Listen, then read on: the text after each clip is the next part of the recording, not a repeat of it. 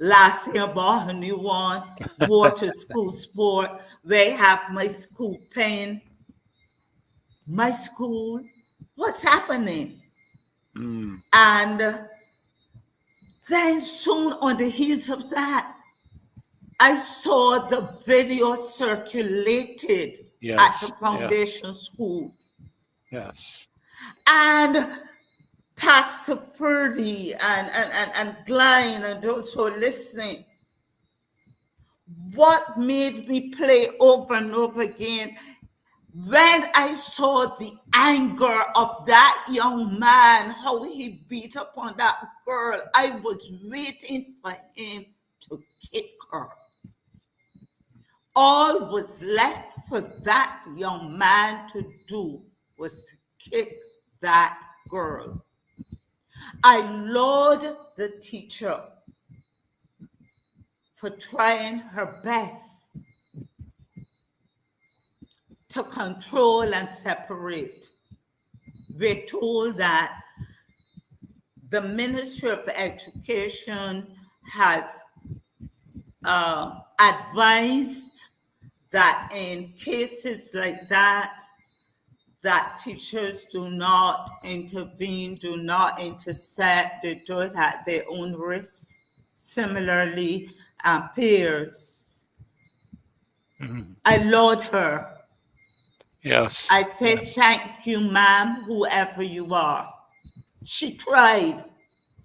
But you notice that the children seem to have become desensitized, to use the Prime Minister's word, like she was speaking about crime on the world, what's happening between Israel and the Palestinians, Palestine, and desensitizing and becoming numb to violence. I looked and I saw that there were children just sitting minding their own business. Is that what we've become? That bothers me. And at the same time, I am told that there is going to be the BLP annual conference at the same foundation school, and that they have painted the floor of the hall red. At the same time, there seems to be, well, maybe the Ministry of Education has become numb, disconnected from what's happening, and so they can go on to paint the town red. You know that expression, don't you? Yes, I do. I am not speaking lightly. I do not take bullying lightly. I was bullied for the best part of my years in that same church village that I love very much, Church Faith St. Philip, particularly by one female from primary school. We went on to St. Michael's Girls together, and it continued until I left the village at age 23.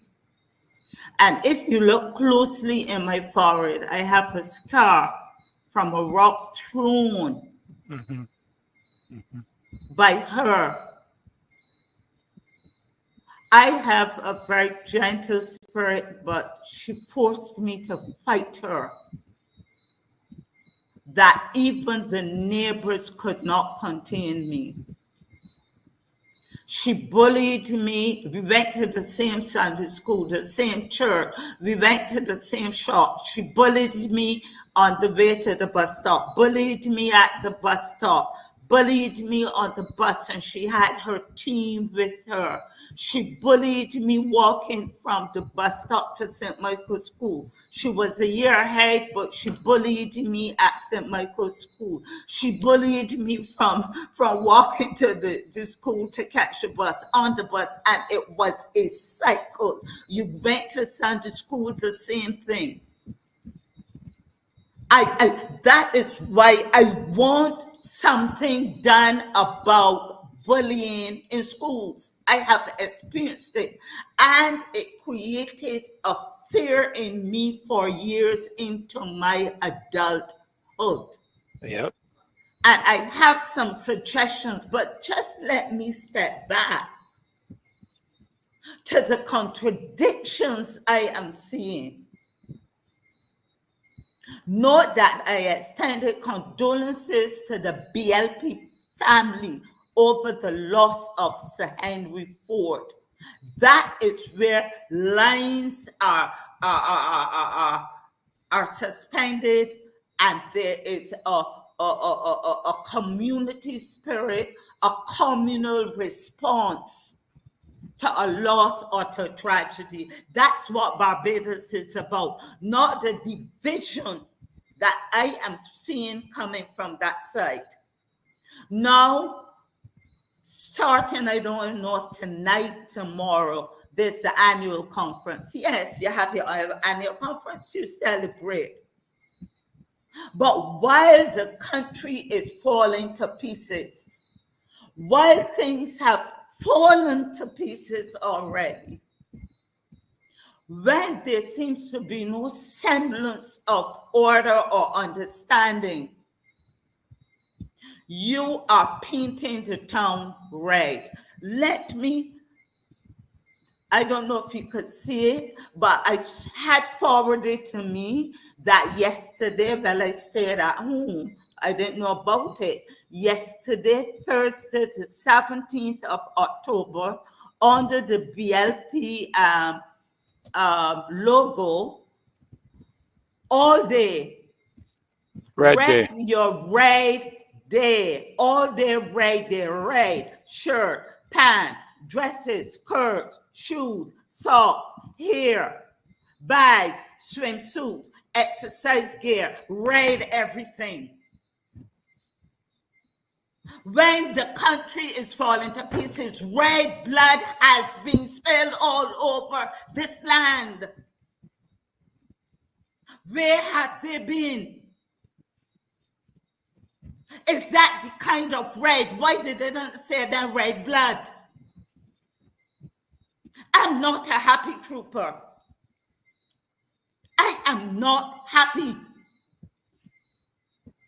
You are calling people out. You can't hear anything from them concerning what's happening beyond that canned press conference. Without, not a press conference, what they call it, an address to the nation.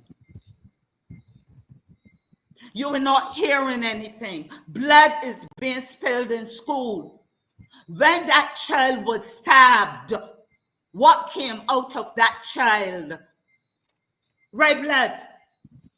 And you are asking for a red day.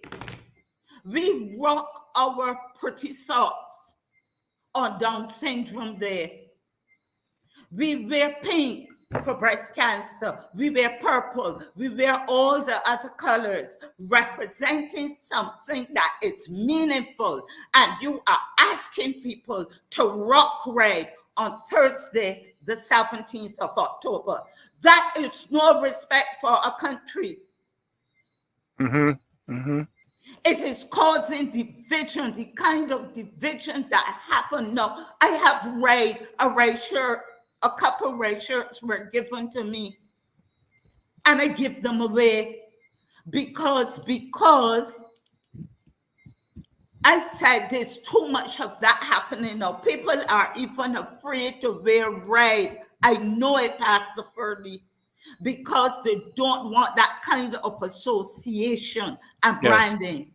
Yes. Is that what Barbados is coming to? Rock red.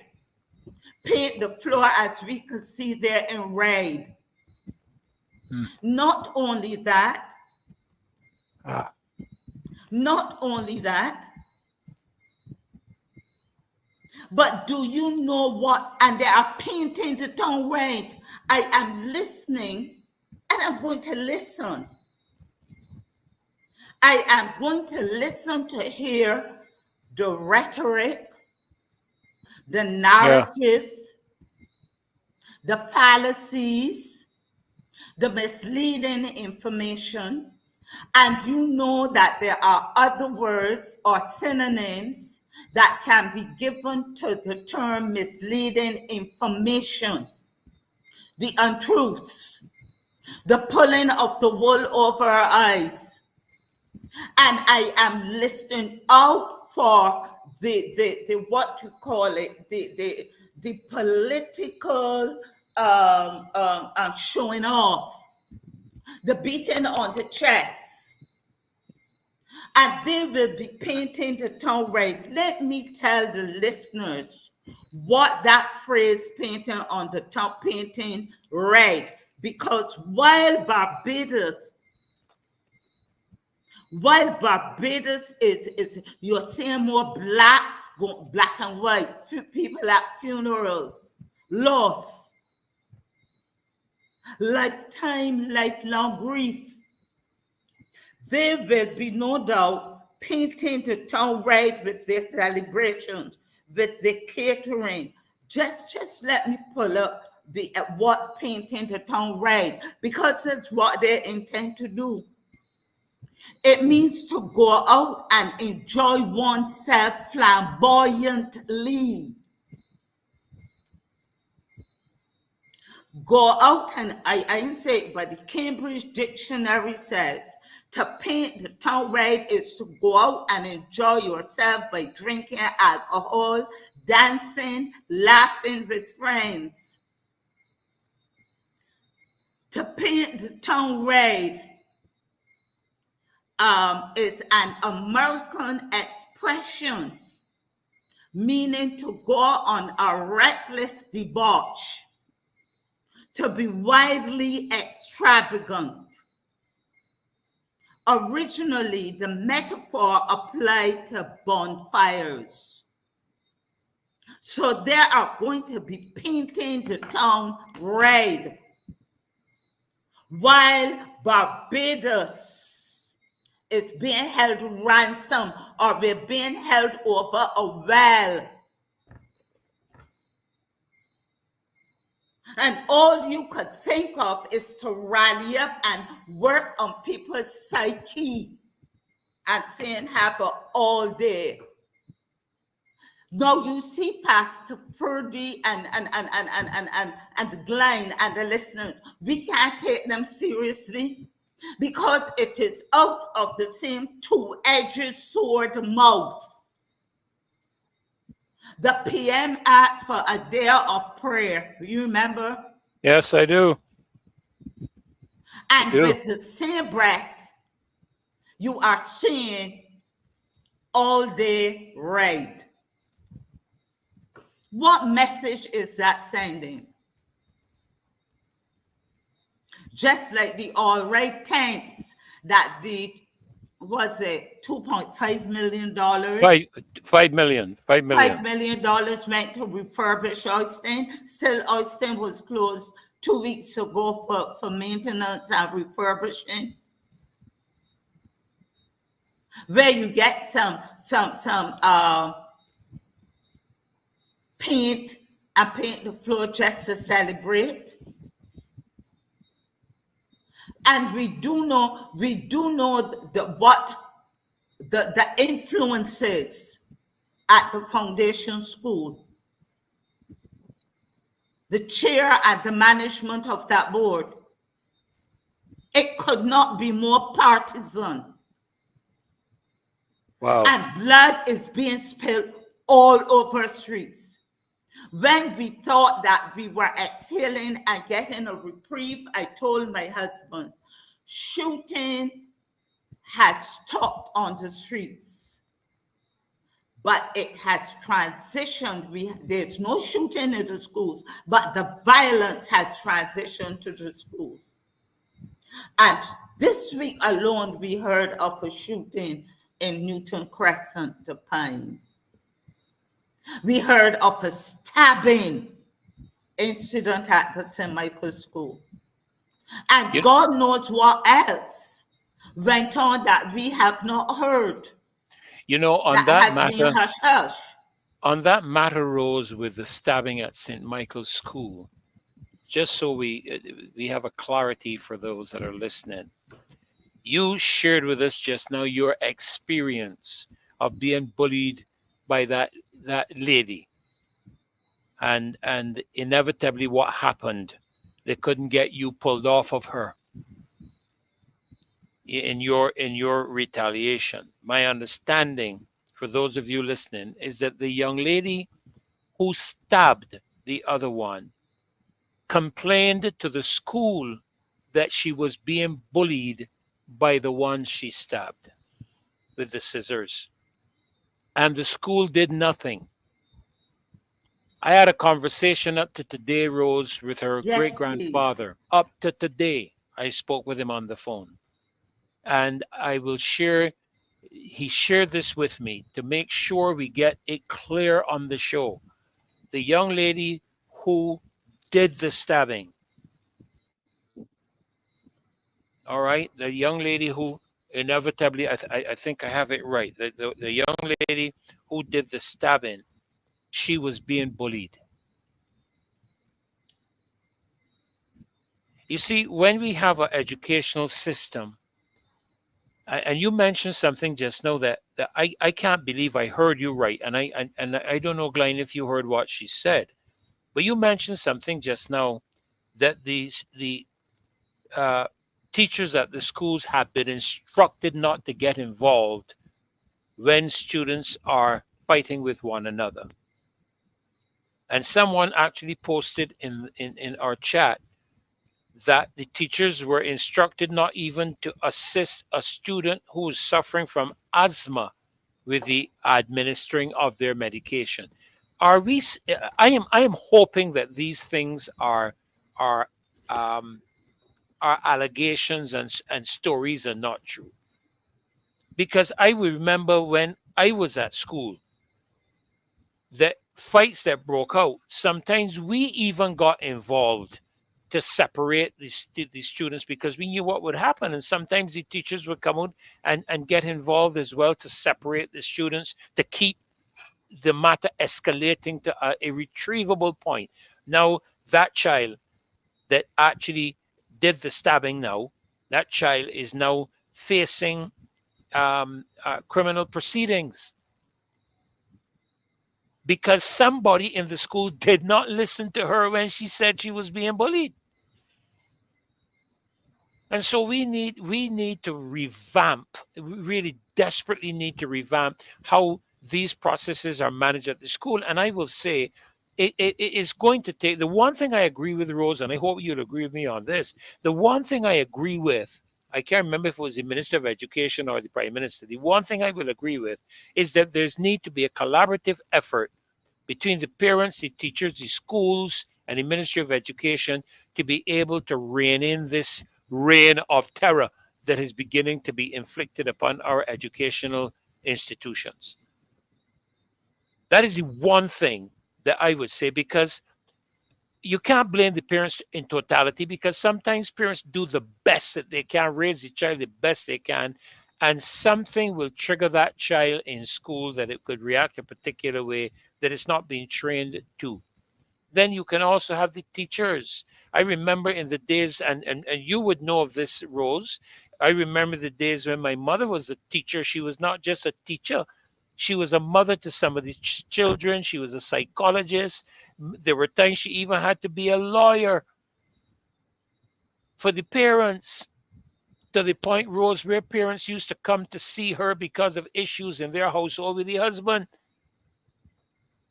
These are the things that teachers used to be. I don't know, and I'm not going to be critical of teachers, but there's times I think in my mind that teaching has now become purely a profession.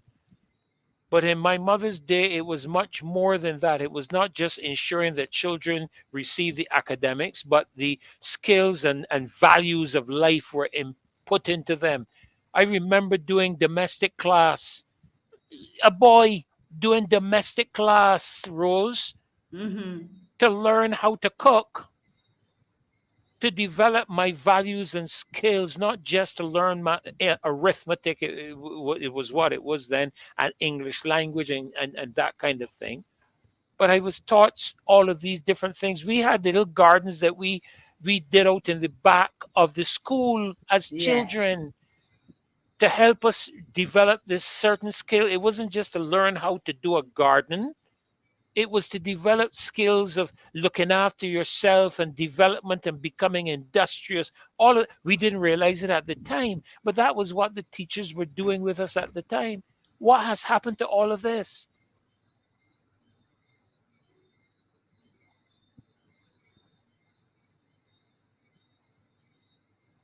But Reverend Ferdy,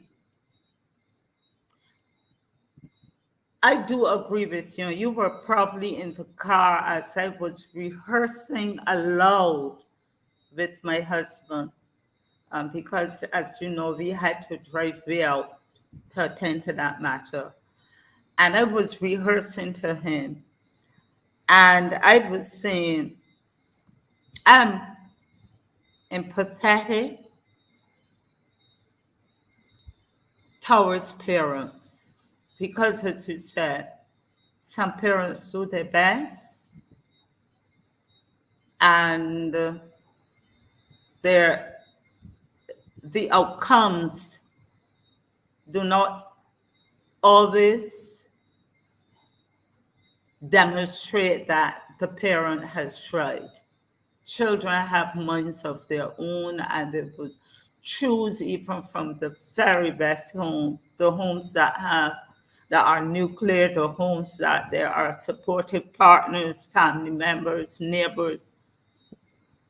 Sometimes the child disappoints and does not demonstrate that kind of enabling, positive enabling and nurturing. Um, I told my husband also that I become a little bit riled when fingers are pointed always at the church. And you, Pastor Further, you use your position to defend that churches are doing things out there. They are doing things. But whenever those in authority, whenever this government falls short, they ask for the church to come in. The That's church, right. they That's right. brought in, and with due That's right. respect to the advisor who sat in on that meeting, that address to the nation from the Ministry of Education, a man I know very well. We grew up in the Holiness Church together. A devout man, loves the Lord, knows the word. Do not use the clergy as a semicolon.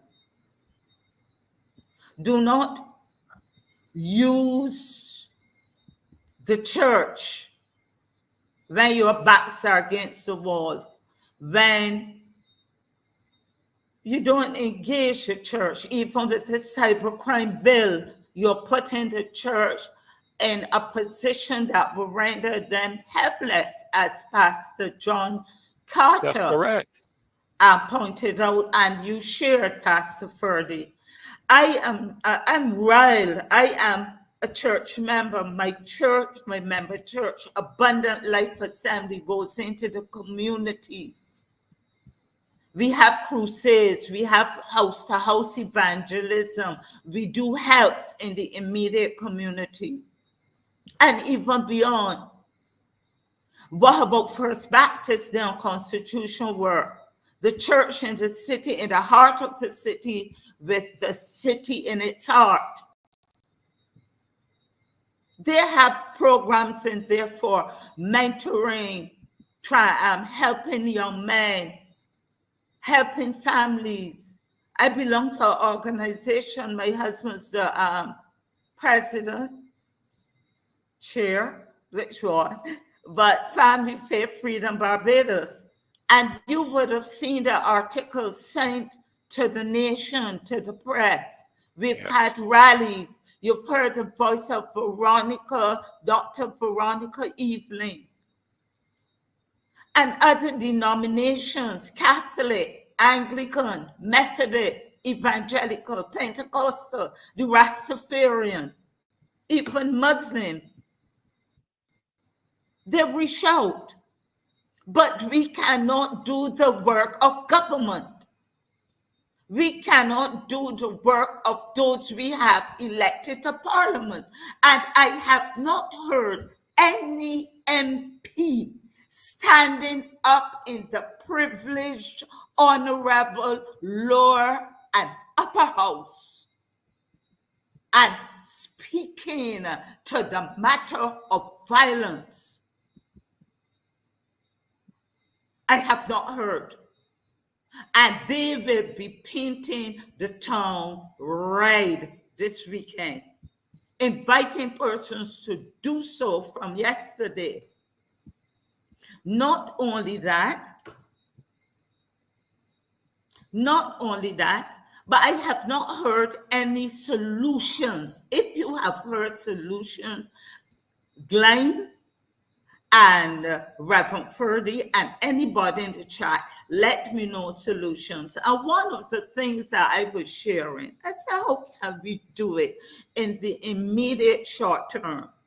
And if I were to make a suggestion, I was saying there should be something like a Noah's Ark, Noah, a Noah's Ark, a place of safety and refuge, designated at each school, a visible place.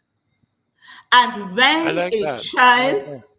when a child is being taunted, feels threatened, feels intimidated, that child should go into that secure place. Not a sign that I see the signs that were up saying a no zone bullying, this school does not tolerate. It's all right to put up the signs, and the children pass the signs and don't even read them.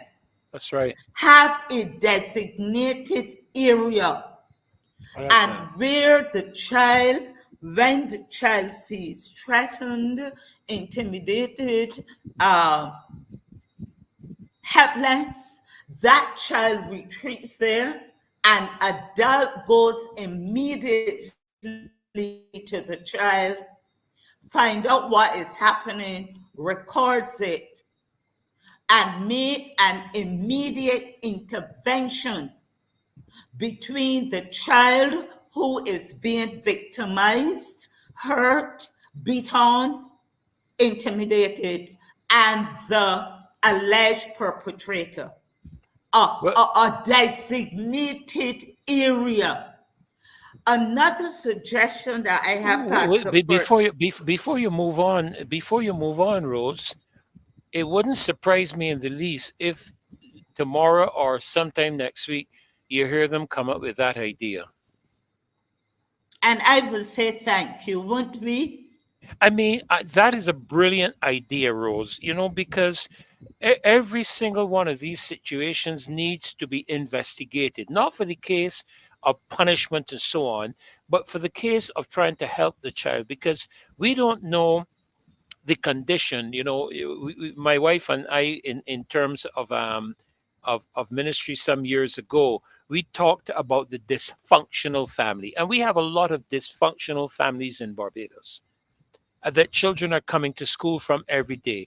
And if something were put in place of this nature, where every school, you see something like this, you could have one school with two or three counselors, or even if you don't want to call them counselors, give them a different name that kind of lifts a person's value of themselves. I don't have a problem with Rose, but any other name is still a Rose, no pun intended. Uh, you know, but because you have so many people, to Rose, in our churches We have several social workers in our churches. We have people who are trained in counseling in our churches.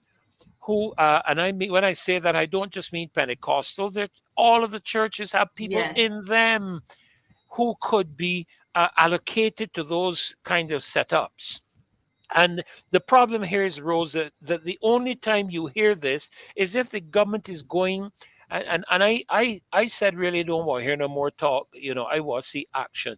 If the government would only listen to some of the input from people like yourself and from Glyne, things could improve. But the arrogance, the pride that they possess prevents them from listening to solutions that could assist in the context of the child's development. And I like this idea. I think you called it Noah's Ark. A Noah's Ark, a A place of Noah's Ark, a refuge, a place of safe refuge. area. Yes, where And they can go. that child, and if you see that child keep run, the child knows that I can run there, Yes, yes. That I is an can go excellent there, suggestion. and Marvelous. that the school has in place